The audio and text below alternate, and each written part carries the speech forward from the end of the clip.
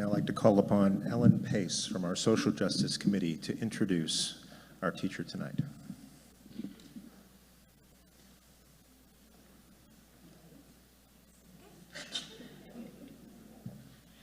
Shabbat Shalom. I'm standing here tonight, honored to be reading the words of my sister Bonnie Martinez about our honored guest, whose family has been connected to my family for many decades. Here are Bonnie's words of introduction. When I first met Jeania Moore, she was very young. She was the niece of one of my closest friends. I remember Jeania as a sweet, loving, and oh so curious little girl involved in a million activities. Her family meant everything to her, and she always had a book attached to her body, and still does, I might add. My friend loved her niece, Jeania, and they did many things together. I remember vividly the time she and her aunt rushed to my house when our dog had a huge litter of puppies. Jeania was my friend's pride and joy.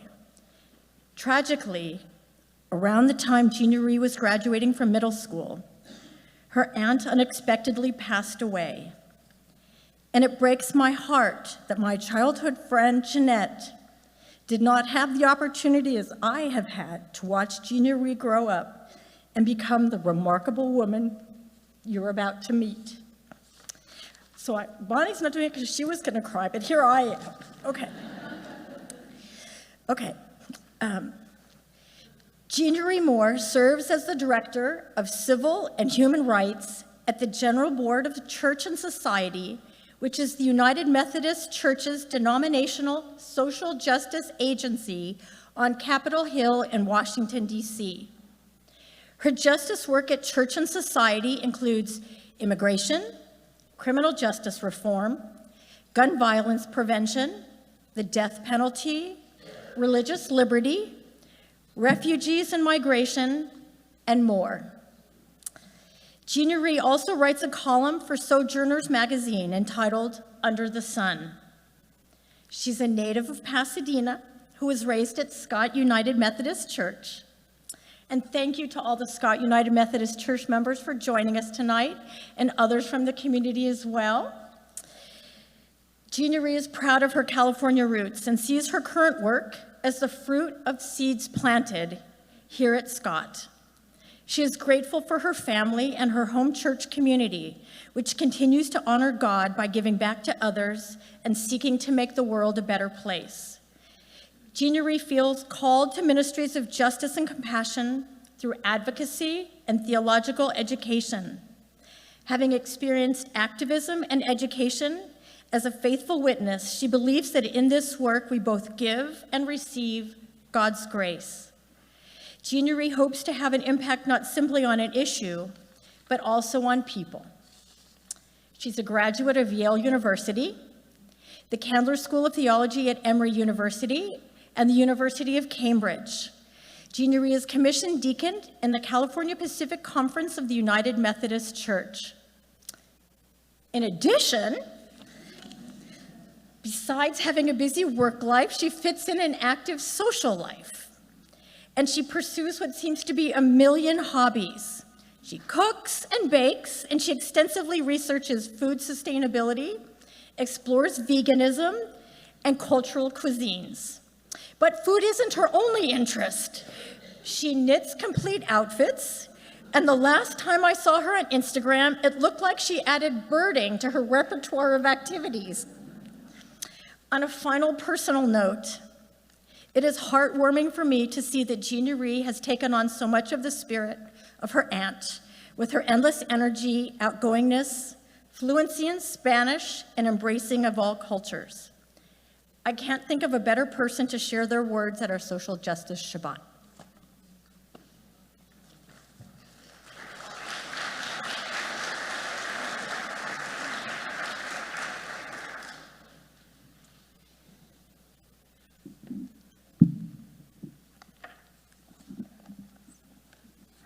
Good evening, everyone.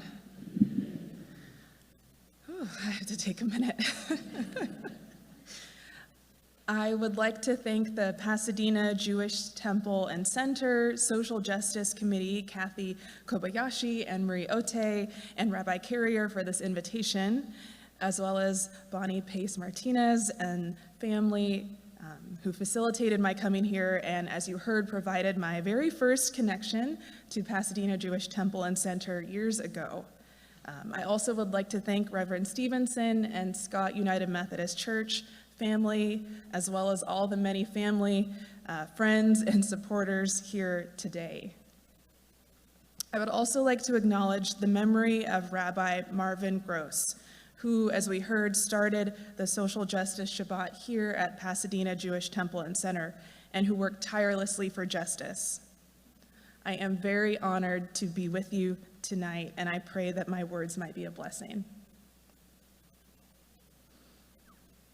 This sermon is titled, Fear Not.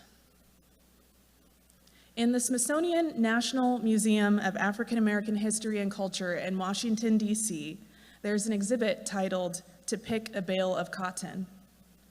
This exhibit displays an antebellum cotton sack and a thick, heavy whip which a real slave owner used on real people. There are many horrific facts and figures about cotton picking that the exhibit shares, but one of the facts I find to be the most chilling is related to the emotional terror that enslaved Black people endured. The exhibit states that, quote, many enslaved workers remember a deep sense of fear at the end of the day when the plantation bell rang out for way-up time. A missed quota often meant a severe whipping, and if the quota was met, it was increased the next day. So, each day you had to pick more cotton than the day before, and if you did not, you were whipped. And to be clear, this was unimaginably difficult work. Every day, each enslaved person who was often malnourished and sleep-deprived was required to fill 3 to 5 sacks of cotton, each sack weighing 75 to 100 pounds. So at minimum, that is 225 to 500 pounds of cotton a day, with the amount increasing daily. If you did not do this, you were whipped, and to be clear, whippings were torture that sometimes caused brain damage or loss of limb or life.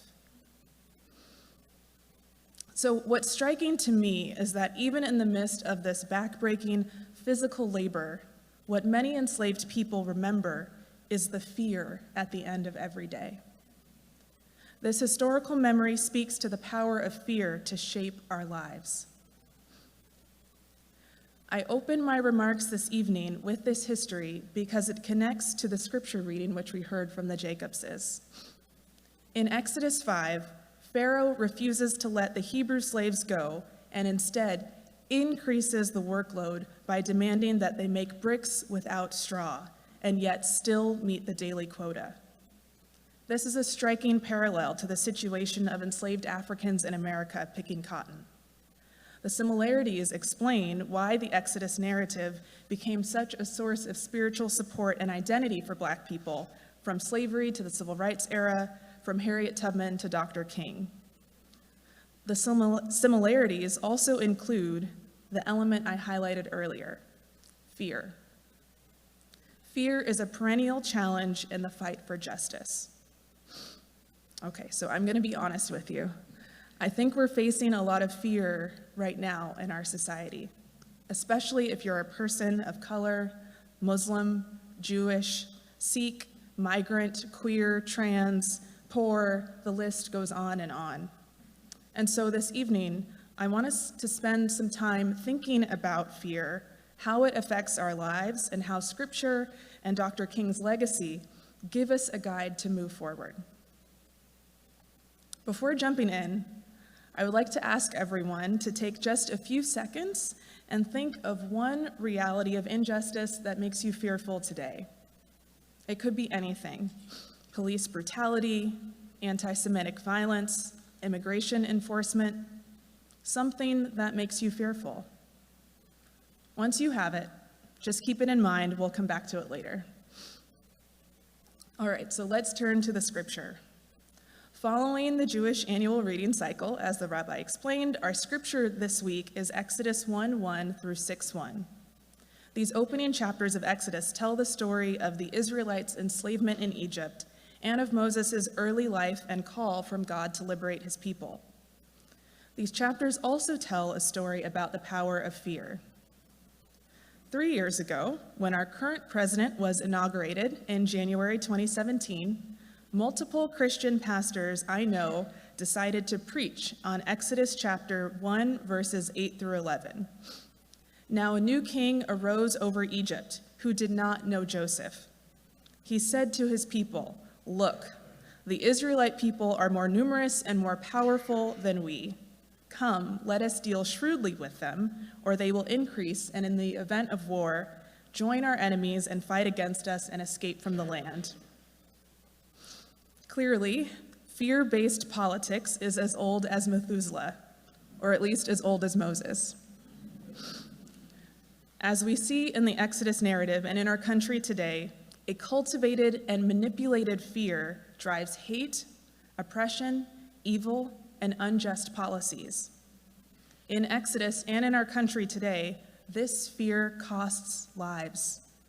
Whether it is a fear of Central American children, migrant children and their parents, or a fear of unarmed Black people, or a fear that, quote, "Jews will replace us," as white supremacists chanted in Charlottesville. In Exodus, fear turned into slavery and genocide, and that's just in chapter 1. But I want us to focus a little further on into the story, after fear as the political MO has been established for a while. So in chapter 5, verse 9, after Pharaoh has increased the workload, the Israelite supervisors are beaten when the brick quotas are not met. And though they cry out to Pharaoh for mercy, no mercy is shown. And so then they turn on Moses and Aaron, rebuking them and telling them that they are the source of this pain and suffering. Moses then turns to God, questioning God and God's plan for liberation. So in addition to costing lives, fear causes division and spreads like a virus. From Pharaoh's fabricated fear in Exodus 1, all the way to the Israelite supervisors and then Moses in Exodus 5, fear has a cascade effect that reaches out to touch virtually everyone in society. Although Pharaoh invents his fear, whereas the fear of the Israelites is very well founded, the effects of both are the same: a focus on self-preservation, apart from other people and apart from God. And if we look closely at the figure of Moses, whose fear begins much earlier in Exodus, we see that this self-preservation is actually an illusion. Moses' fear causes him to retreat not only from God and from others, but also from himself and his own calling. Fear causes us to shrink away from God, each other, and our true selves. In 1967, less than a year before he was killed, Reverend Dr. Martin Luther King Jr. preached the following, quote, "If we are to have peace on earth, our loyalties must become ecumenical rather than sectional. Our loyalties must transcend our tribe, our race, our class, and our nation. And this means we must develop a world perspective." So while Dr. King was preaching against tribalism, racism, nationalism, and classism, he was also preaching against fear. He was preaching against the impulse to separate ourselves and our loyalties, which is often fueled by fear. Okay, I want everyone to think back to that fear-inducing justice issue that you called to mind a few minutes ago. Think about it. Has this fear caused you to retreat from others or from God or from yourself? How can you resist this behavior? What are some concrete steps that you can take to join together with others to address this injustice rather than to fear it? Think creatively. For me, one of the worst things about fear is the way that it limits our horizons, the way that it shapes what we even think is possible. In pursuing justice, we have to think beyond the confines of fear. Doing this doesn't mean being blind to reality, though. In his sermon, Dr. King spoke about how he had seen his dream, his great vision of brotherhood and of love and peace, turn into a nightmare. Things were not going how he hoped. Bombed churches, worsening inequality, poverty, hunger, and war. Yet in response, he called people to reject fear and to see even more deeply the interrelated nature of justice and of all of our lives together on this earth. In Washington, D.C., I work alongside an organization called HIAS, formerly known as the Hebrew Immigrant Aid Society. HIAS is the world's oldest refugee resettlement organization, founded in New York in 1881 to aid Jewish refugees from Russia.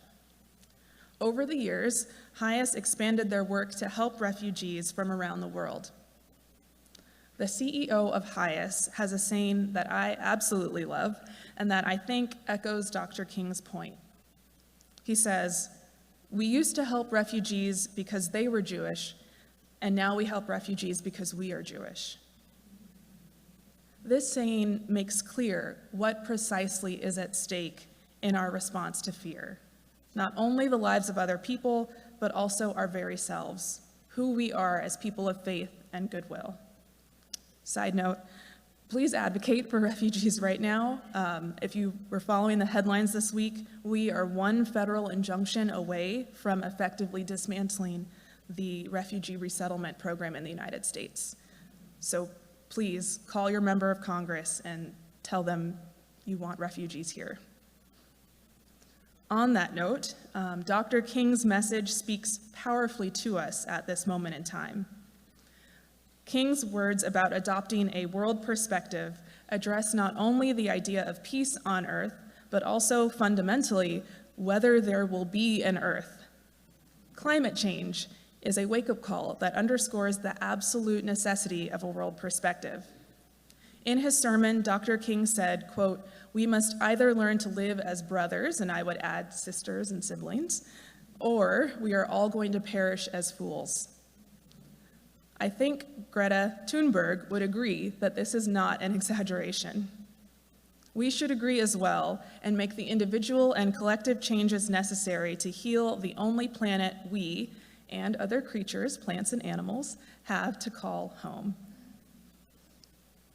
In spite of the dire implications of climate change and the realities of many other fears in our lives, I want to remind us that one of the most repeated commands in the Bible and Torah is the command to, quote, "fear not." This phrase appears over and over and over again from God, angels, prophets. I believe, and I think Dr. King would say, that these are not just some nice, comforting words from God, but rather instructions for how we live. Remember, justice, justice shall you pursue. So we celebrate Dr. King today, not because he was perfect, he wasn't, nor because he achieved world peace, he didn't, but because he laid out a path. He gave us a blueprint for how we seek this thing called justice and improve the lives of others as well as ourselves. And our work to continue social justice starts with rejecting one thing: fear. Thank you.